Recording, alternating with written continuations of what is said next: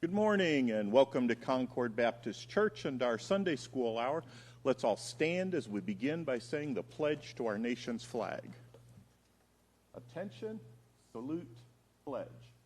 I pledge allegiance to the flag of the United States of America and to the republic for which it stands, one nation, under God, indivisible, with liberty and justice for all. Thank you. And our first hymn for this morning is number 16, O Worship the King.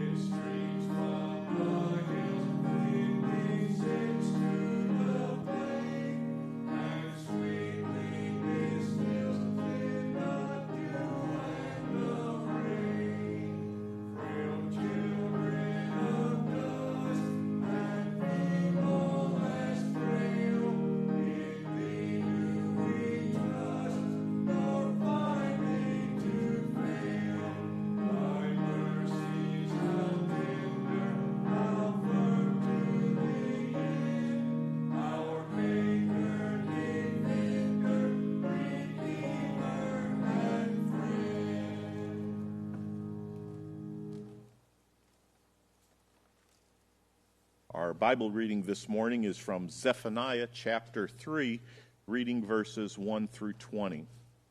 Zephaniah 3, beginning in verse 1. Woe to her that is filthy and polluted, to the oppressing city. She obeyed not the voice, she received not correction. She trusted not in the Lord, she drew not near to her God. Her princes within her are roaring lions. Her judges are evening wolves. They gnaw not the bones till the morrow. Her prophets are light and treacherous persons. Her priests have polluted the sanctuary. They have done violence to the law. The just Lord is in the midst thereof. He will not do iniquity. Every morning doth he bring his judgment to light. He faileth not. But the unjust knoweth no shame. I have cut off the nations. Their towers are desolate. I made their streets waste, that none passeth by. Their cities are destroyed, so that there is no man, that there is none inhabitant. I said, surely thou wilt fear me. Thou wilt receive instruction, so their dwelling should not be cut off. Howsoever I punished them, but they rose early and corrupted all their doings. Therefore wait ye upon me, saith the Lord, until the day that I rise up to the prey. For my determination is to gather the nations, that I may assemble the kingdoms, to pour upon them mine indignation, even all my fierce anger, for all the earth shall be devoured with the fire of my jealousy. For then I will turn to the people a pure language, that they may call upon the name of the Lord, to serve him with one consent. From beyond the rivers of Ethiopia, my supplicants, even the daughter of my dispersed, shall bring mine offering. In that day shalt thou not be ashamed for all thy doings, wherein thou hast transgressed against me. For then I will take away out of the midst of thee them that rejoice in thy pride, and thou shalt no more be haughty because of my holy mountain. I will also leave in the midst of thee an afflicted and poor people, and they shall trust in the name of the Lord. The remnant of Israel shall not do iniquity, nor speak lies, neither shall deceitful tongue be found in their mouth. For they shall feed and lie down, and none shall make them afraid. Sing, O daughter of Zion, shout, O Israel. Be glad and rejoice with all heart, O daughter of Jerusalem. The Lord hath taken away thy judgments. He hath cast out thine enemy. The King of Israel, even the Lord, is in the midst of thee. Thou shalt not see any more evil. In that day it shall be said to Jerusalem, Fear thou not, and to Zion, Let not thine hands be slack. The Lord thy God is in the midst of thee, is mighty. He will save. He will rejoice over thee with joy. He will rest in his love. He will joy over thee with singing. I will gather them that are sorrowful for the solemn assembly, who are of thee, to whom the reproach of it was a burden. Behold, at that time I will undo all that afflict thee, and I will save her that halteth, and gather her that was driven out. And I will get them praise and fame in every land where they have been put to shame. At that time I will bring you again, even in the time that I gather you for you. I will make you a name and a praise among all the peoples of the earth, when I turn back your captivity before your eyes, saith the Lord. Pastor, would you lead us in prayer? Father God, we love you so much. We thank you for the reading of your perfect and infallible word. And Lord, as you said through Zephaniah, you are a victorious warrior. We're so thankful for that. We're so thankful that you have restored us and brought us into your fellowship. God, we pray that we would never take that for granted, that we would be joyful worshipers of you, and that we would share your love and your grace with everyone that we meet. Father, as we gather together this morning, there is so much on our hearts, so much that burdens us. The storms that are threatening our land, the terrible mess that's in Afghanistan, the folks in our fellowship that are plagued with COVID. God, we just lift all of these people and all of these situations before you and ask that you would glorify yourself through what you're going to do. God, we pray for our military personnel wherever they may be, that you would protect them, bring them home quickly and safely, and be with their loved ones during their absence. We love you so much, Lord. Help us to worship you this morning in spirit and in truth as we offer you our love, our lives, and this prayer. In and through the name of Jesus, our risen Lord and Master. Amen. And our next hymn for this morning is number 52, He Leadeth Me, O Blessed Thought. He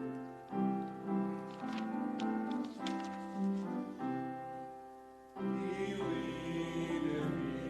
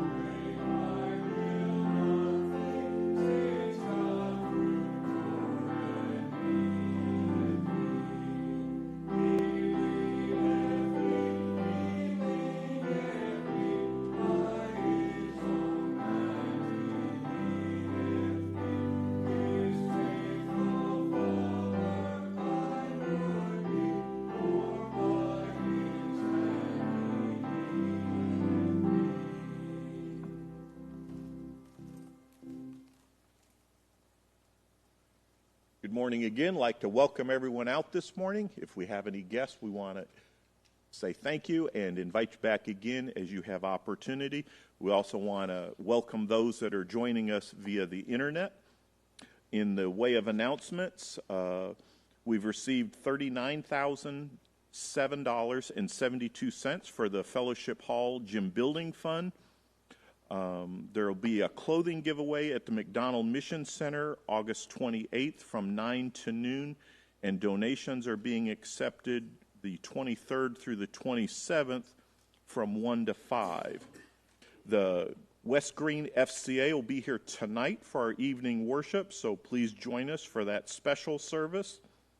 We'll also be feeding the West Green High School football team Friday night, and we are in need of desserts that can be eaten by hand.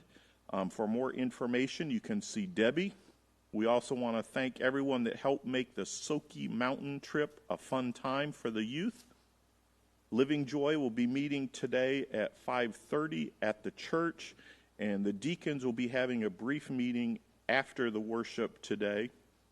The Operation Christmas Child items, we've had a change in that. We're wanting to get those shipped out the 1st of September, and I'm sure Pastor will have some more on that. We got to move a little quicker this year than we normally do because the container from Hearts of Christ out of Morristown will be leaving in September. And so that's our only way to get things down there. I know years ago I looked at what it would cost just to ship something fairly small down to Belize, $500. And that was years ago when we first started going. And so we have the opportunity for about $400 to be able to put our boxes in this container going to Belize. And so we've got to get them ready and get them out of here. So I hope that all of the ladies will join us Thursday night, not Wednesday night, here at the church to get everything sorted and get us ready for our packing party and get that all done. In the way of prayer needs and requests, we need to remember Angie's little sister Gloria. The McGinnis family, COVID is going through their family pretty strongly right now. Be in prayer for them, for Barbara Randall, for Miss Mary, for the Cobble family. They're obviously on the backside of that, but it's been pretty bad for them. Richie told me at one point that Reuben has lost 16 pounds in 2 days. And so be in prayer for that family as they're struggling with that. Be in prayer for Dale Cornwell, surgery soon. For Beth Douthit, more tests soon. For Miss Johnny. For Karen and Charlie Douthit. Charlie is in the hospital. They're giving him, last I heard, 8 liters of oxygen. And that's a lot. So be in prayer for Charlie and for Karen. Be in prayer for Miss Betty, for Miss Geneva. For Miss Elizabeth. Be in prayer for Best Mom, Connie Hasty. For Best Sister, Linda Gale Houston. Be in prayer for Roy Mullins. Many of you may remember Brother Roy, who was the pastor at Sunrise when Angie and I first came to Concord. A good man. I always loved Brother Roy and his brother. Both of them were pastors, but Brother Roy has COVID. I believe his wife recently died, and there's some other things going on in that family, so be in prayer for Roy and his family. Be in prayer for Miss Theresa. Be in prayer for Brandy Jr. in Belize, for Helen and Lloyd, for Mark Robertson and his family in Mexico, for Bob and Catherine Sapp, for Teresa Stockman. She is doing better, but still recovering from COVID. Be in prayer for Noah Wallace, for Our Ladies Bible Study, for Fairview, for an unspoken request in Angie's family, an unspoken request in Theresa's family, and then several other unspoken requests on our list. I also have a card here from Rachel and Zach saying that Sunday, September 12th from 2 to 4, there'll be a drop-in wedding shower. So you can RSVP to Sarah Douthit or Rebecca Douthit. Do we have any other announcements or prayer requests?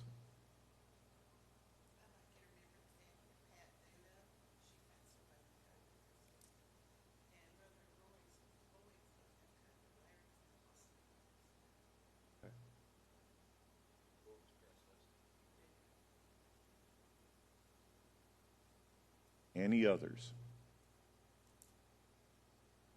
Okay, then let's sing happy birthday to those with birthdays this week. We might have one. Happy birthday to you. Happy birthday to you. Happy birthday, God bless you. Happy birthday to you. Those of you that don't know, Brother Jesse's birthday is also on Tuesday, and Susie Cruz's birthday is also on Tuesday. We've got three in our fellowship this year. August the 24th is their birthday, so you can see them tonight. And our next hymn is number 58, Like a River Glorious.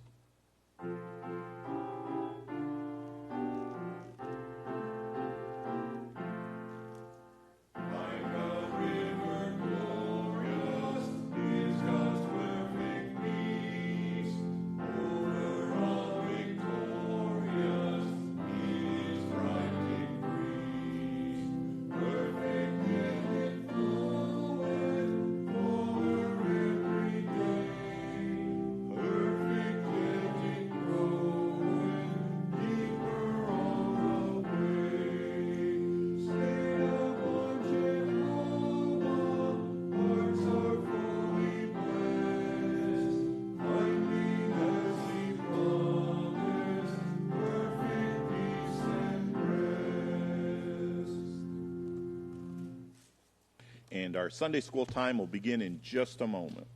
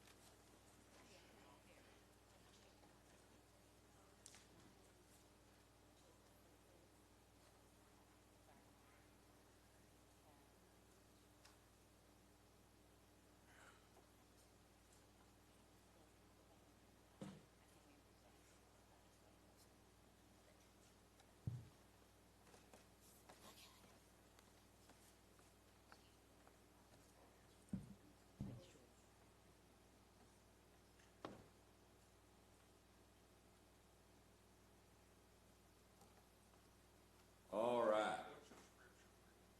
Ecclesiastes 9, 1 through 10.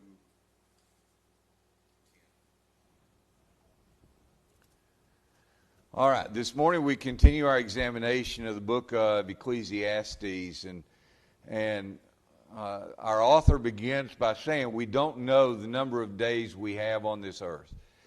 But we are responsible for how we live those days and steward the resources that we have been given. All of us long for some sense of control.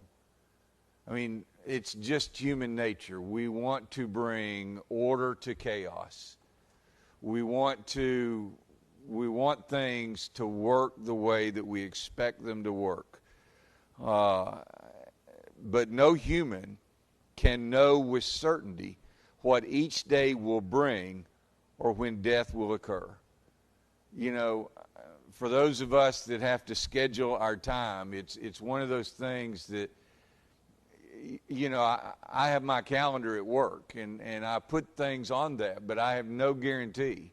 There are appointments that I may have made with somebody, but if the wrong thing happens, I'm going to break that appointment, you know, and it's the same in our lives. We don't know what is going to happen to us. But the righteous person can live in assurance that his or her life is held in the hands of God. One's opportunities or resources do not guarantee wisdom or foolishness. No one is doomed to foolishness or guaranteed wisdom. Lou, would you read verse 1 for us, please?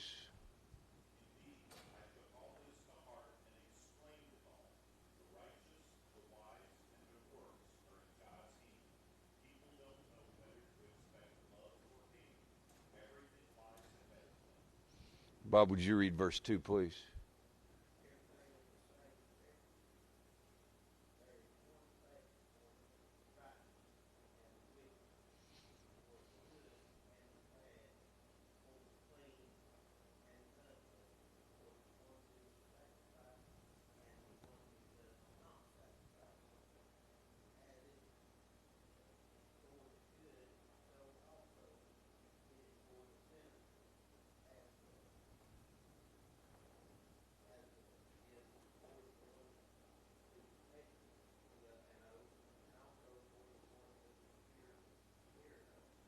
Sweetheart, you read verse 3, please. This is an evil in all that is done under the sun.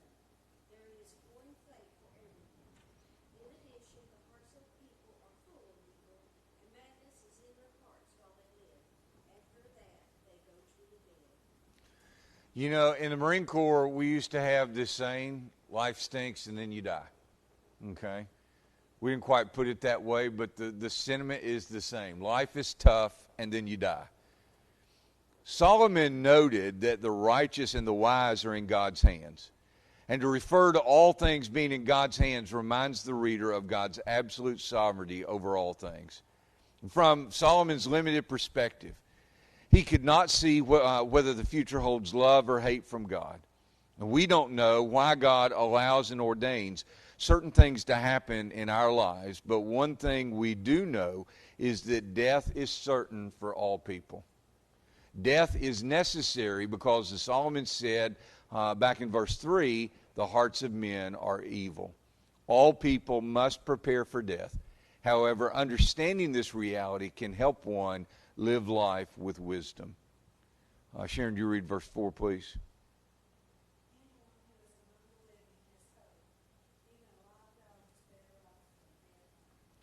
Now, for you and I mean, we treat dogs as pets. But back in biblical times, dogs were not pets. You don't see dogs spoken of highly in Scripture. Dogs were scavenger animals, okay? But on the other hand, they looked at lions the same way we do. I mean, we know that you don't want to mess with a lion, but we understand that the lion is the apex land predator, okay? That it's at the top of the food chain, that there is nothing that preys on it, and it is the king of the jungle. And so Solomon is saying, you know, it's better to be a live, scavenging dog than it is to be a dead lion. Lou, would you read 5 and 6 for us, please?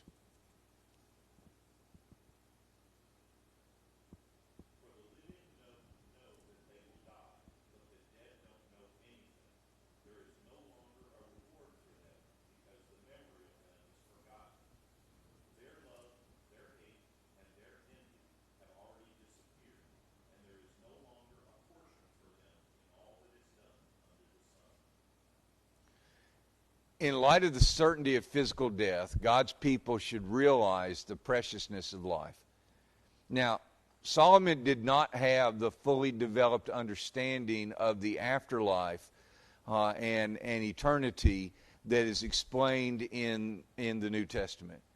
And so Solomon, to him, when you died, you went to Sheol, and you just slowly faded away until there was nothing left.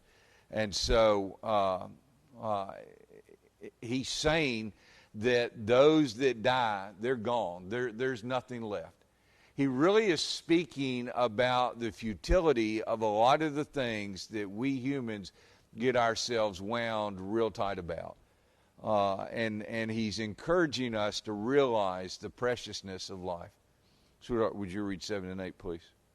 Go, eat your bread with pleasure, and drink your wine with a cheerful heart. For God has already accepted your works. Let your clothes be white all the time, and let oil be lacking on your head. Breaking bread together is a sign of enjoying others in intimate fellowship, and wine was a common item of fellowship.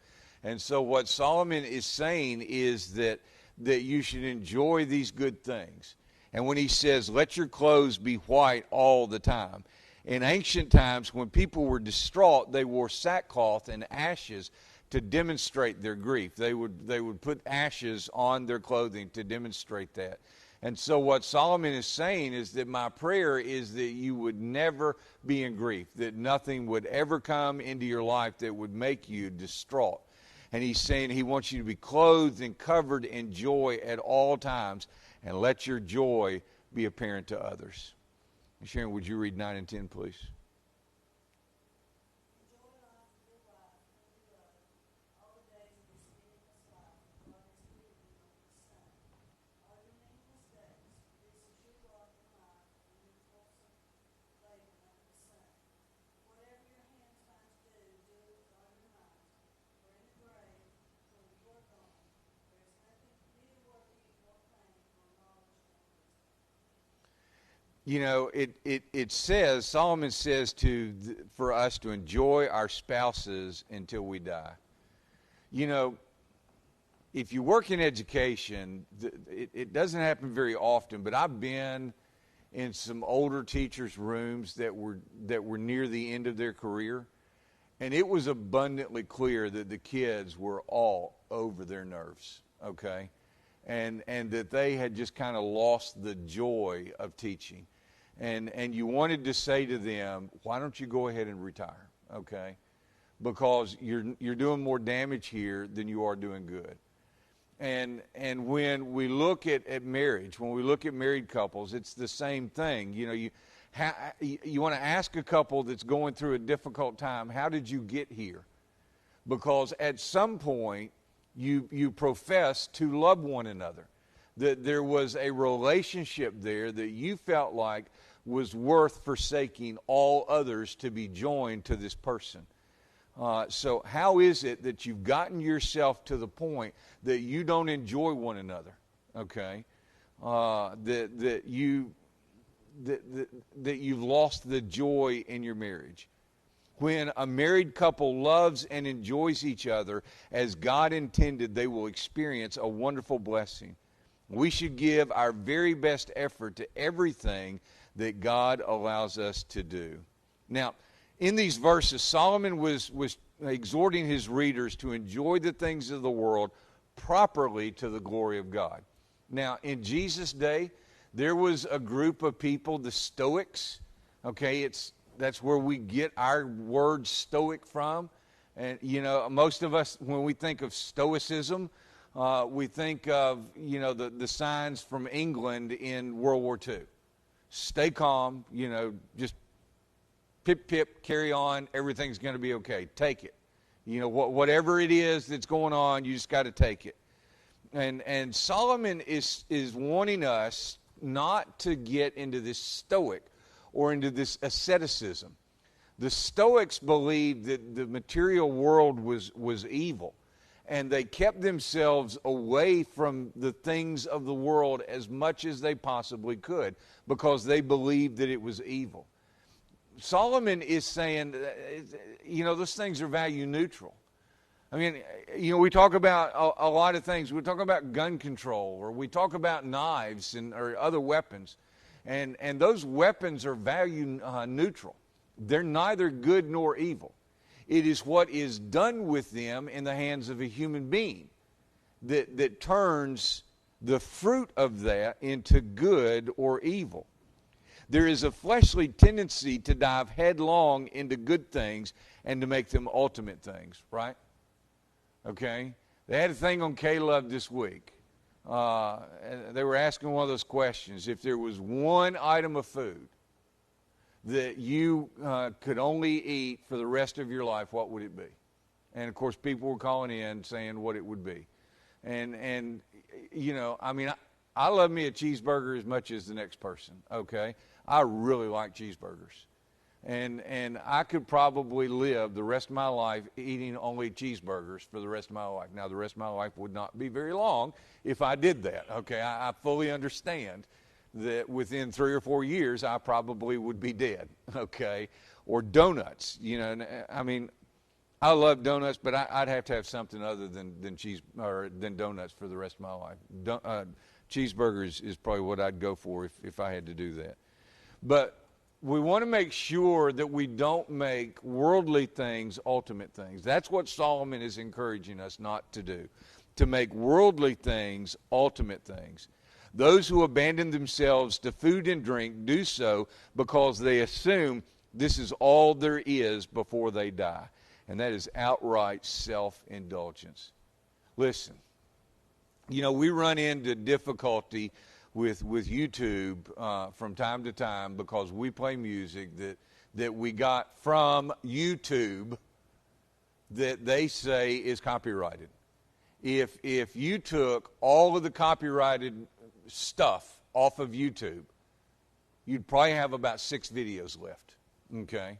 YouTube would go out of business within a month if they seriously enforced copyrights. Facebook, Instagram are all about, here's what I'm having for supper, right? I mean, people will go and they'll have this meal and it's all over. And they're abandoning themselves to food and drink. Man, you look at some people's Facebook feed and you think all they ever do is go out to eat, okay? And Solomon is saying that if you're giving yourself over to that, you're assuming that that's all there is before you die. And you have to enjoy just one more good meal. When we look to ourselves or created things rather than the Creator to find ultimate satisfaction, we become chained to a path that only leads to despair and destruction. We need to understand that sin fractures and distorts everything.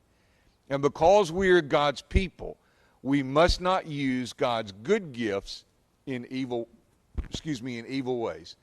Those good gifts do not ultimately satisfy our hearts.